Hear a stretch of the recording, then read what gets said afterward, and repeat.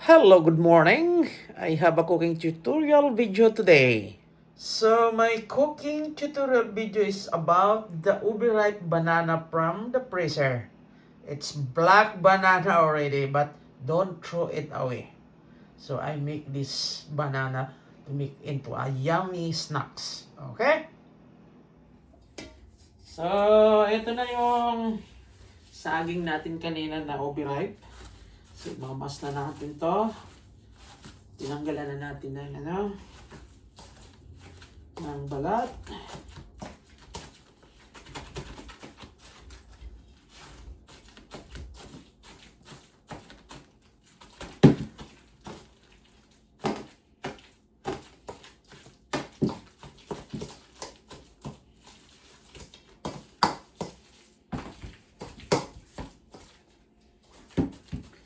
So ayan na yung saging natin.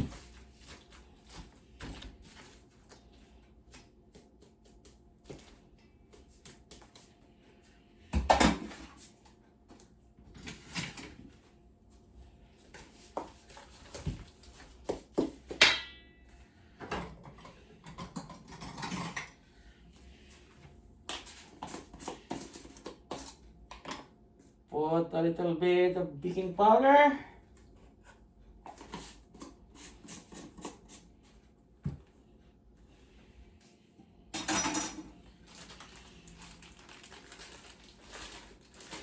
A little bit of rice flour.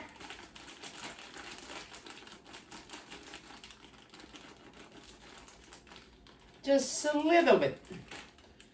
Put gradually. It's upon depend how many the bouillon or how many pieces of banana.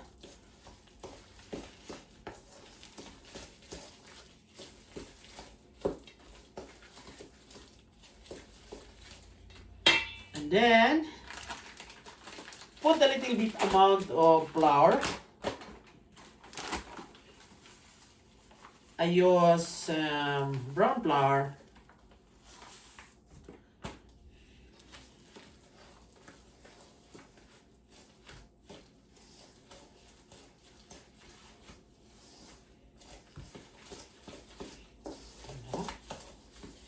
And one more.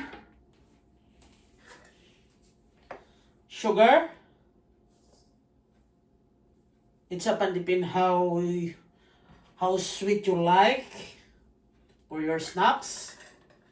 So if you want more sweets, just put more sugar.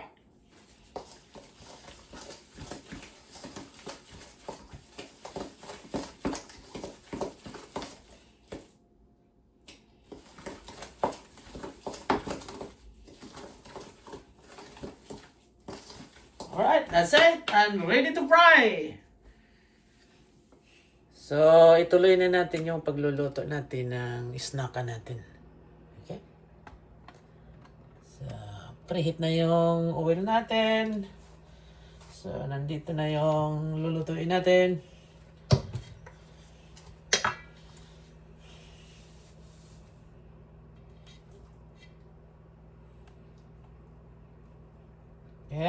Okay, try.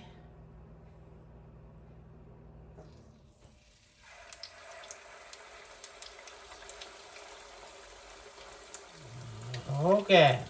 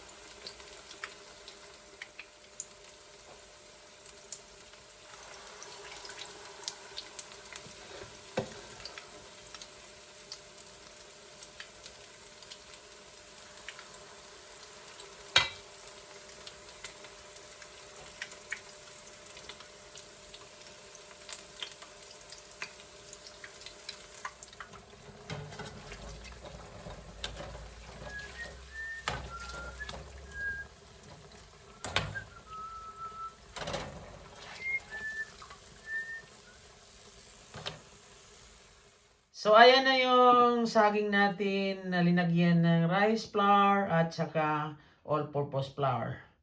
So, pwede nang kainin yan pero hindi pa natin yan kakainin kasi hindi pa tapos ang proseso niyan. Okay? May sikreto dyan para maituro ko sa inyo ang tamang proseso. So, ilagay natin sa air fryer para malisin yung mantika. Anyan yung air fryer natin. Ito siya. Lagay natin. Yan. So, ang pinaka-purpose talaga niyan para para malisin yung mantika niya. Kasi ang saging alam naman natin, yung saging napaka absorber sa sa mantika masyado pag minuto. Kaya yun. Lagyan natin, i-air fryer natin para bumaba yung mantika. Okay? So, malapit na matapos mga guys. Ayan, 1 minute na lang. Ayan na, tapos na. Okay. Wow. So, ipapakita ko sa inyo ngayon kung gaano karami ang mantika na natanggal natin. Yan.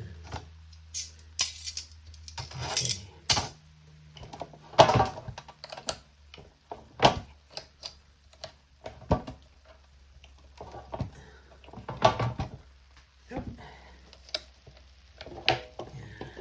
Sira. Yan. Yan ang mantika. Kung hindi natin in-air fryer, yan. Yan ang papasok sa katawan nating mantika. Yan ang kakainin natin. Yan. So ngayon, alam nyo na kung bakit linagay ko sa air fryer ang prinito nating saging. Tingnan natin, subukan natin. Hindi na masyado siya.